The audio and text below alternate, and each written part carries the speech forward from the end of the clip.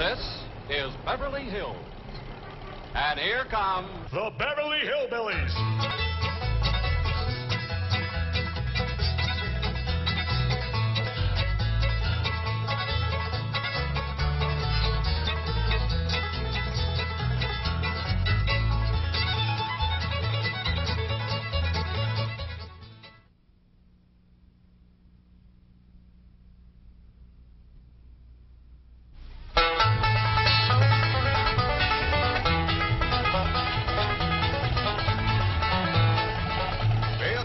Let's find that house we bought.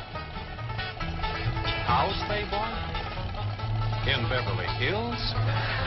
Whoa, wait a minute. Hold it. How could a bunch of hillbillies possibly buy a mansion like this?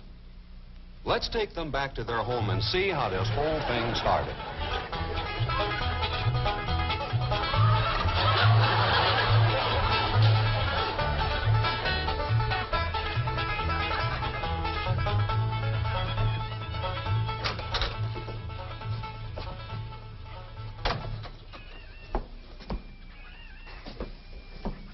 Kid, you gotta do something about that young'un of yourn. How'd that happen? Fighting with a bobcat. Get hurt? I reckon so. It went limping off on 3 legs. I swear I don't know what I'm gonna do about that girl. Well, the first thing to do is to get her into a dress. She's getting too big to be wearing man's duds. Looky here. She's done popped the buttons off of her shirt again. Well, Ellie Mae carries herself proud, with her shoulders throwed back. It ain't her shoulders that's popping these buttons. Fully growed up, rounded out, female woman. Time she started acting like one. Well, one of these days, some boy will come along and start courting her. They came courting when she was 12. What did she do? She whopped the tar out of them. Well, it ain't fitting. Girl running around as wild as a cougar, wrestling, fighting, and hunting. She ought to be doing woman's work. Helping me with the steel. Well, I'll speak to her. Oh, that reminds me. Better go down and stomp out the fire under that mess. Hold on now, Granny. You ain't gonna stomp out no fire like that, are you? Huh? Oh, of course not. Don't want to burn my shoes. Paul? Granny! Somebody open the door. Howdy, Paul. What you got there? Stranger? Where'd you get him? I beat him with a rock. Sure. He was skulking around down by the slough. Figured he might be a revenue. He ain't no revenue. Then can I keep him? Of course not. Well, I caught him. What's the matter? Well, he won't be no trouble. I could keep him out in the smokehouse. Ellie Mae, you can't keep people like they were dogs and cats. Ooh. Ooh, ooh, ow, ooh, that's hard.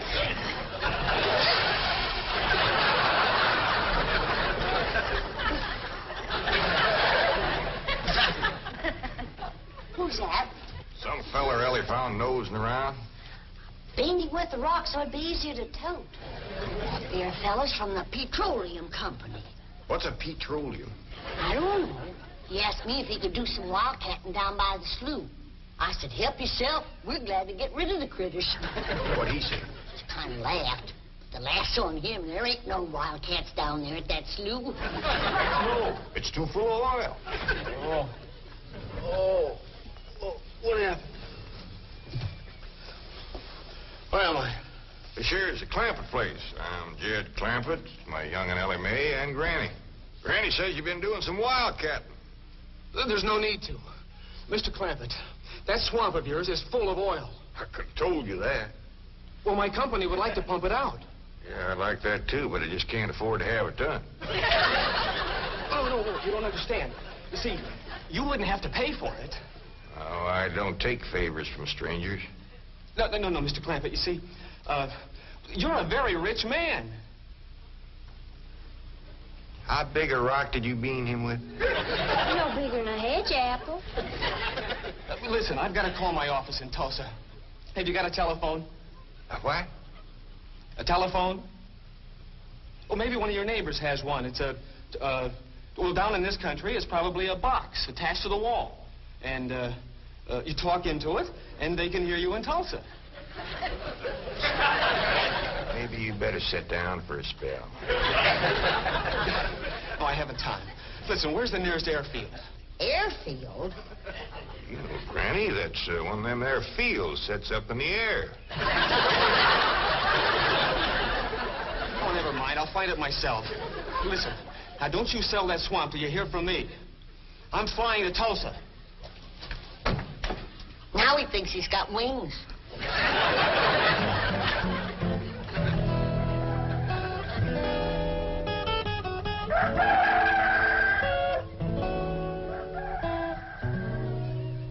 Morning, Granny. Watch them buttons, child.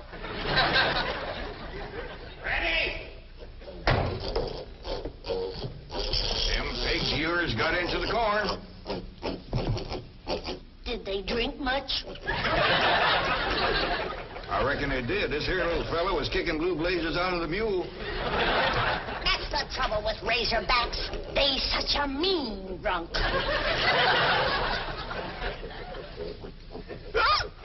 Yeah, this wouldn't happen if you'd stay in the house where you belong.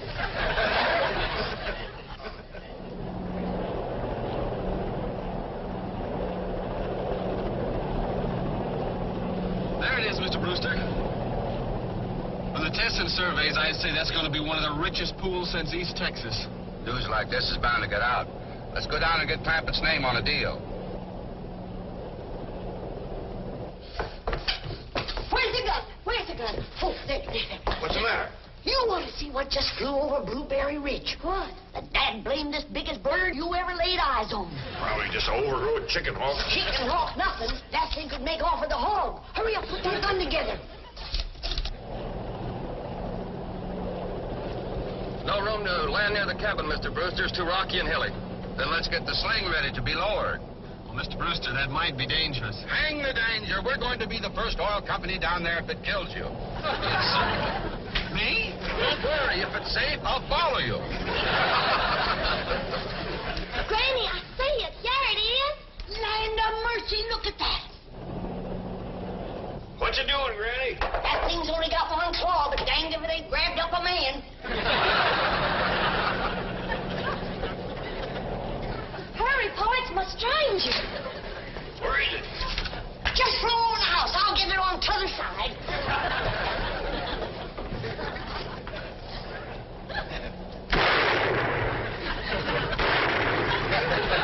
You feel it, Granny? No, but I made it drop that stranger.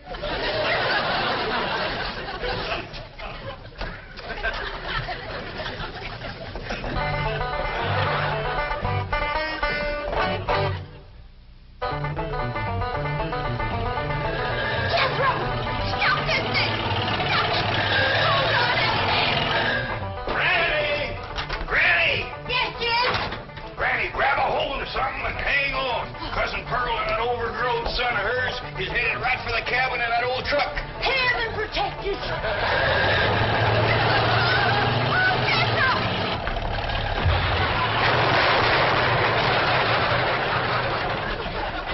Did they hit us, kid? No, but I think they sure want the chicken house. Ted, I'm sure sorry about the chicken house, but nobody got hurt. Jethro, I told you to get rid of them worn-out brakes. I did, Ma. That's how come we ain't got none. Get on out and lift the chicken house back on its foundation. Ted? Yeah. Jed, Ellie Mae came running over to my place, and she said you sold the swamp to some oil company. Well, yeah, I guess I did. What did they pay you for it? Well, he ain't paid me nothing yet. That Brewster fella said he'd bring the money later. Well, how much they going to pay you? Well, he said I'd depend some on how much oil they could pump out. Well, he must have mentioned some figure. What was it? Now, Pearl, you know that old swamp wasn't worth shucks. Jed Clampett, you got slicker than you're ashamed to admit it. That's just what I told you. Granny, how much they gonna pay him? All right, I'll tell you. He said it runs somewhere between 25 and 100. 25 and 100? I know it don't sound like much, but Mr. Brewster seemed to set great store by the fact he's going to pay me in some new kind of dollar. There ain't no new kind of dollars. Well, it's new to me. I've heard of gold dollars, silver dollars, paper dollars, but he says he's going to pay me in, what do you call them, Granny? $1 million. Yeah, $1 million? He wrote the whole thing out on this piece of paper. Here, you can see for yourself. I don't know nothing about that guy. Let's see here now. Saints in heaven. Granny, give me the jug. It's empty, but I'll fetch some. I'll go, Granny.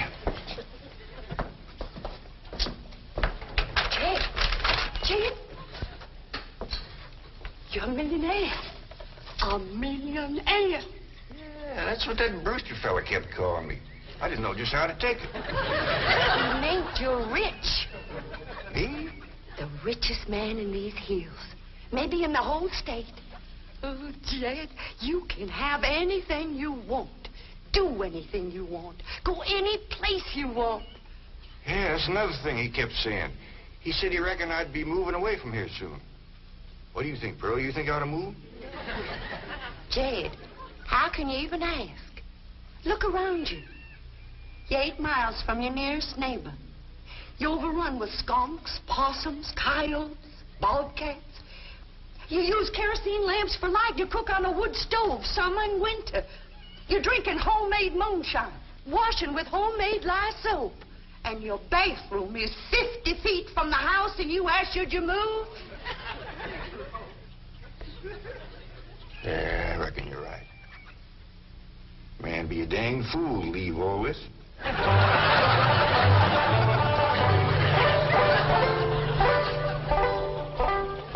Oh, there you are, Jed. You misunderstood me. I meant you should move away. And you know where I'd go if I was you? Where? California. California? Yes, sir. Beverly Hills, California. Jed, remember the time that your pa took us to Eureka Springs to see the movie picture? Yeah. Well, the actors that make them movie pictures live in Beverly Hills. Go on. Yes, sir. Well, doggy. Ain't that be something? Living in the same neck of the woods with old Tom Mink. It sure would. And we could come visit you. You know what else they say about California? What? It don't get cold out there. What don't get cold out there? Nothing don't get cold out there. They don't have no snow or no ice. Can't they bring some in? They don't want it. That's why it'd be so good for Granny. Remember last winter when she slipped on the ice and broke her hip? Yeah, poor old woman. She was limping for 2 days.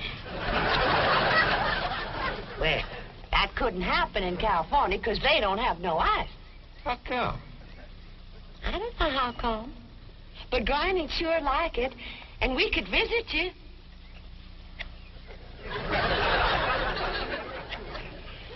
You know what else they say about California? Maybe Jethro know how come there's no ice. He's going to school. We could ask him. Jethro? Yeah, Ma. Come on over here. Speaking of school, Ellie Mae could get herself a fine education out there in Beverly Hills. Yeah, Ma? Your rich uncle's got a question he'd like to ask you. What rich uncle, Ma? Your rich Uncle Jade. Jethro? How come there's no ice in California? Don't look at me. I didn't take it. You big dumble. Well, I didn't, Ma. Oh, get out of here. Well, you always do. I don't know. I was saying, Jed, folks claim California's got it all beat. Why, things grow twice as big out there. Jethro would be a whopper, wouldn't he? He could help you move. He's awful handy at lifting and toting, and he could drive you out in my truck. I'll tell you what, Pearl. I'm going to have to study on this. When that Brewster fella comes back, I'll ask him what he thinks. Well, your cousin is right about that, Mr. Clampett. Beverly Hills is a choice residential area, and lots of millionaires do settle there. Folks like me, huh? Well, millionaires. And movie stars, too. Oh, yes, yes. Is Tom Mix there? No, I'm afraid Mr. Mix is dead. Oh? Oh, yeah. What's the matter with me? Remember, Pearl, he got shot at the end of that picture. Well, there are plenty other movie stars, and that's where Jed wants to live. Ain't it, Jed? I do like the notion of living in the hills. Never could stand flat country. Mr. Clampett, I think it only fair. That is, well, I think you may have a wrong idea about Beverly Hills. Is that where you live? No, my home is in Tulsa. Well, say, maybe you could get us a place there in your neighborhood. Mr. Clampett, let's not beat around the bush. You will love Beverly Hills. Then that's it. Can you steer Jed onto a good place? No, I can get the bank out there to handle it for him. He'd like a nice big place with plenty of room for his kinfolk to visit him. I would like a nice, roomy place if I could afford it. Oh, Mr. Clampett, with your money, you can afford the Taj Mahal. Okay, I'll take it. Well, no, you see, I was just making a little joke. Oh, well, go right ahead. Well, you see, the Taj Mahal is in India.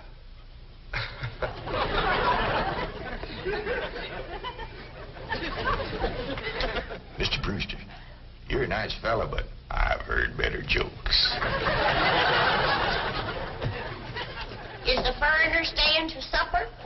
I'm ashamed to say I ain't asked him. How about it? Oh, I don't think so. Oh, no trouble. What you cooking tonight, Granny? Mustard greens and possum innards. Mm-hmm. Did you hear that, Mr. Brewster? Very clearly. Want to change your mind? Not this time. Well, if you should happen to come back tomorrow, we'll be having leftovers. That's the thing about possum innards. They's just as good the second day.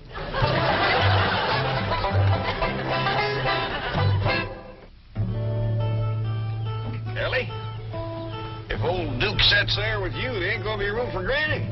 Oh, that's all right, Paul. Granny ain't gone. Who says she ain't? She says she ain't.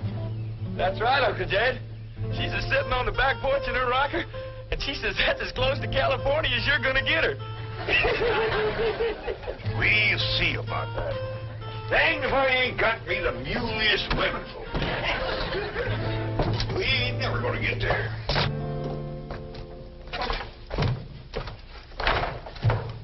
Now, what's all this nonsense about you ain't going to California? Ain't no nonsense to it. If the good Lord had wanted me in California, he'd have put me in California. Maybe he's just getting around to it. The book says he moves in mysterious ways. Well, if he moves me, I'll go. But you and Big Jethro ain't a budging me. Granny, this here Beverly Hills sounds like the kind of place you'd like. That Brewster fella says they got smogs out there. What's a smog? Well, me and Jethro figured out that's a small hog. And you heard what Pearl said. He ain't got no snow on, feller. Has bought us a house in them Beverly Hills.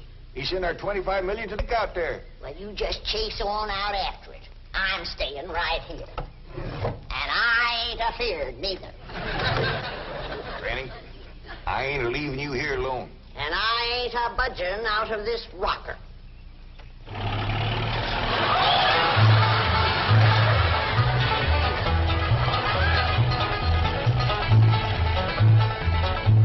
Jethro, what does that sign say?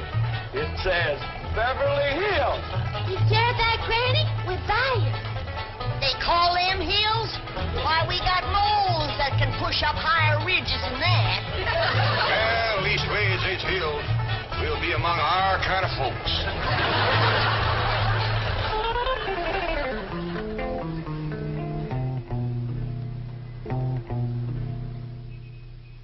deposit of $25 million to the account of J.D. Clampett. J.D.? As in Rockefeller. Elevates us to third position in capital assets and assures our bank of... Come in. Oh, I'm sorry to interrupt, Mr. Drysdale. All right, Taylor. Well, are we all set to give the Clampetts a red carpet reception? Well, I'm afraid Mrs. Drysdale still isn't too happy, sir. Yes, I know. Oh, my wife is very upset that I got the estate next to ours for the Clampetts. Says I don't even know what kind of people they are. Do you? I know to the dollar what kind of people they are. They're my kind of people. Loaded. Taylor, have the gardeners got the grounds in order? Yes, sir. But I'm afraid that's another thing your wife was upset about. Oh? Well, you see, your gardeners have been working on their lawn all week. Why, they've mowed it, trimmed it, fed it, clipped it. I don't care if they lather it and shave it. This is the most beautiful mansion in Beverly Hills. I want every square inch of ground within those walls in apple pie... Yes? Oh, hello, Margaret. No, dear, I'm very What? For good heavens, did you call the police? I'll be right there. What happened? The Clampett estate is being invaded by a band of outlaws. Invaded? Yes, they're holding the gardeners at gunpoint.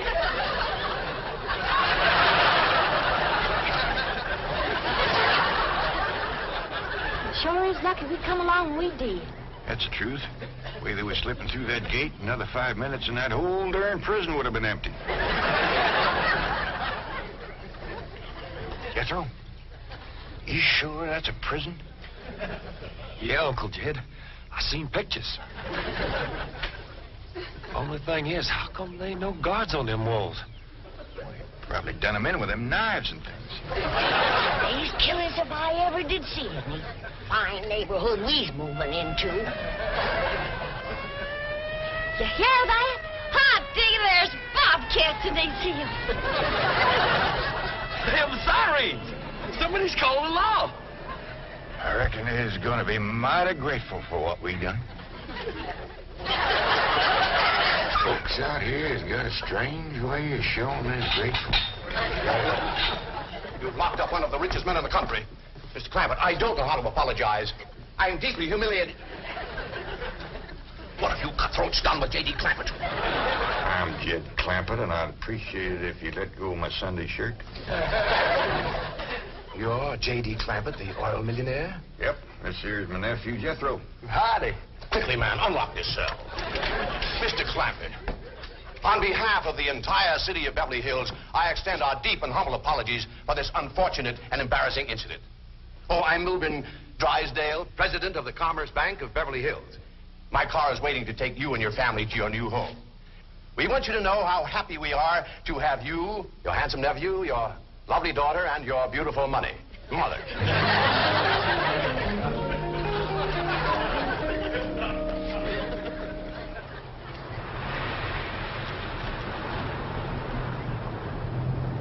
Wait a minute! Stop this car! Mr. Drysdale, you tricked us. You just took us out of jail so you could bring us back up here to prison. Head for the hills, everybody! No, wait! Come back! It's not a prison, it's your home! Now, wait! Mr. Clampett, listen to me!